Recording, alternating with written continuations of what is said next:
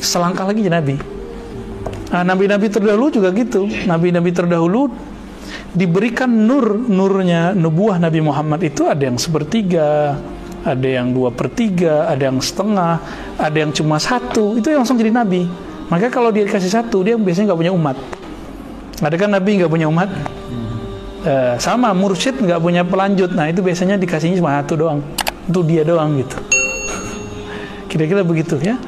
Nah, semoga kerohanian kita nggak putus di sini ya. Semoga bersambung nanti sampai ke akhir zaman. Nanti kita gabung dengan Al-Imam Khatmul Aulia. Jadi antum kita pesenin kalau umur panjang jangan nanti berbangga dengan tarekatnya. Kalau keluar imam ini antum sudah lihat, wah ini yang kita kaji di Khatmul Aulia ini. Udah gabung langsung dengan beliau. Tarekat kita langsung lebur dalam tarekat beliau. Mazhab kita lebur dalam mazhab beliau. Udah nggak ada lagi, jangan ego. Tarekat ini hanya untuk menjaga kita selama mereka imam ini belum keluar. Kalau udah keluar kita langsung gabung. Kira-kira begitu ya. Nanti diganti tarekahnya dengan tarekah al-Mahdiyin ya. Tarekah ya, al-Mahdi. Ya, tarekah al-Muhammadi itulah tarekahnya Nabi Muhammad sallallahu alaihi wasallam. Nah, sekarang tarekah yang diriwayatkan oleh imam. Nah, mereka riwayatkan tarekah Nabi ini supaya nanti bisa jadi pegangan kita untuk menunggu al-Imam al-Muntazar tersebut, imam yang kita tunggu-tunggu itu kalau umur kita panjang ya. Amin. Amin. Nah, qala al-qail inni uhab ya gimana kok ada orang dikasih nubuah tapi dia bukan nabi. Nah, maka dibacakanlah beliau, ente lupa sama hadis ini.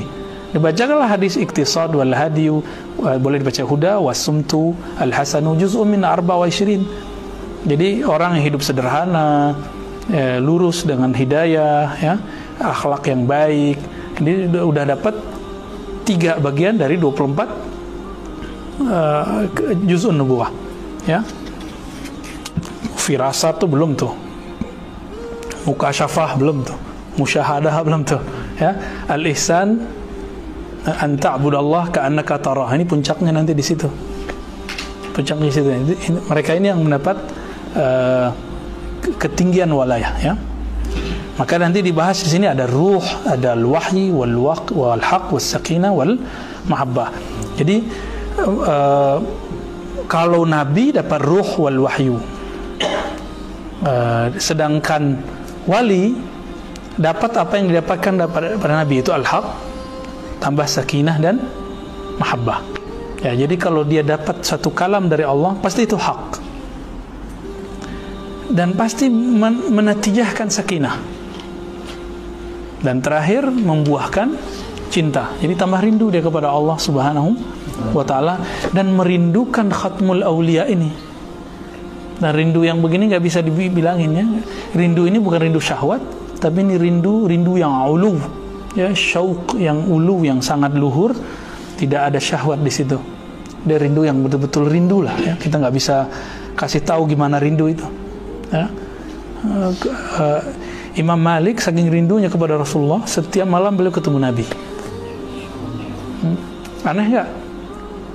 Batalkan aja itu riwayatnya Abu Nuaim al-Isbihani dalam Hilatul Aulia. Riwayatnya lebih dari 1.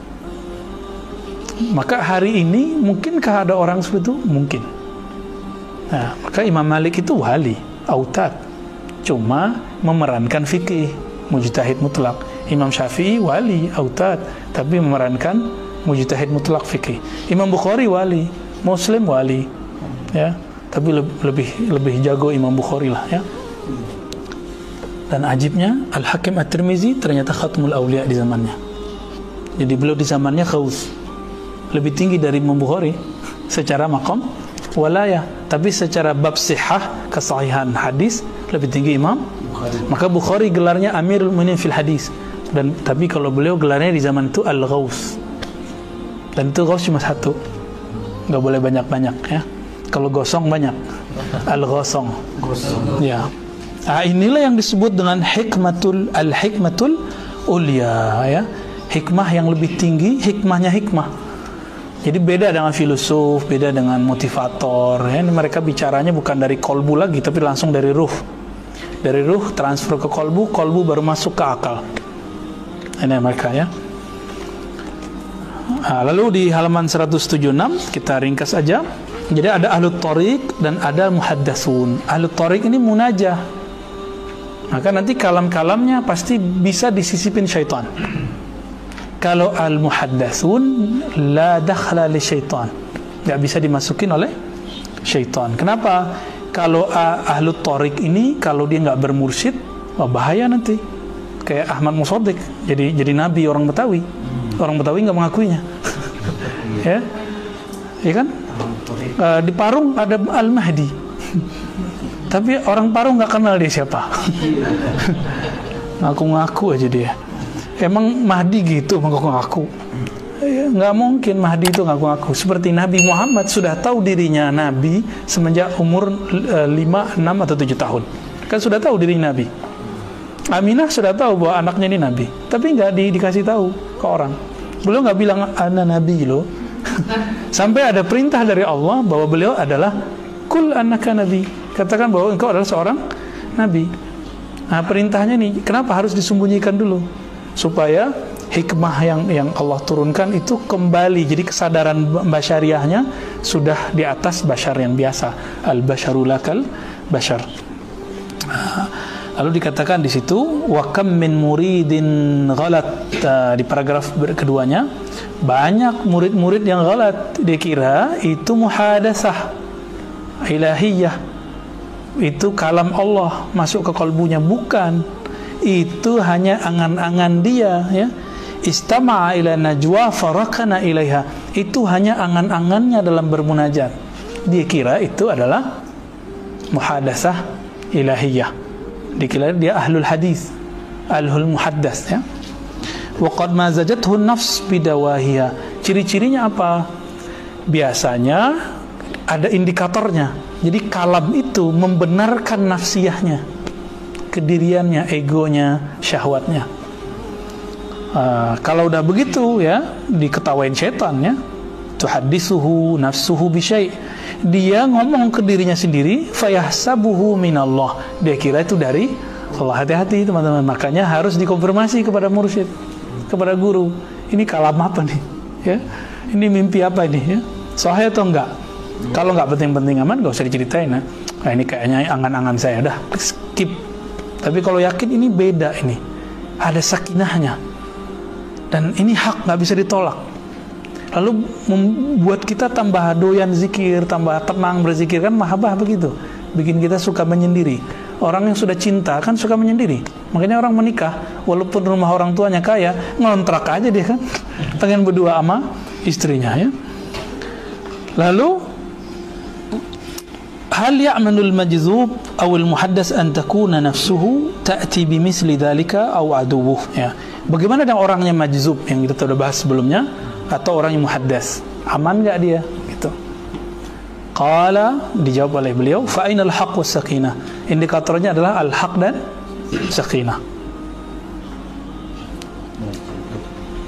Kemudian kama anna an-nubuwah min Allah fakadzalika al-hadis min Allah ala jihatin ma zakartu lak. Jadi nubuwah dan hadis itu sama-sama dari Allah. Bedanya ada ruh. Kalau ini bagi seorang ahlul hadis itu dia ada sakinah. Ada sakinah di kalbunya. Nah, kalau nubuwah itu mahrus bil wahyi bir ruh, kadzalika al hadis mahrus bil haqqi was sakinah. Jadi kita buat rumusannya. Kalau nubuat bersamanya ada apa? Ruh wal haq. Ruh wal haq ini, ruhnya wali namanya sakinah. Al-haqnya wali namanya al-mahabbah ya, kira-kira seperti itu.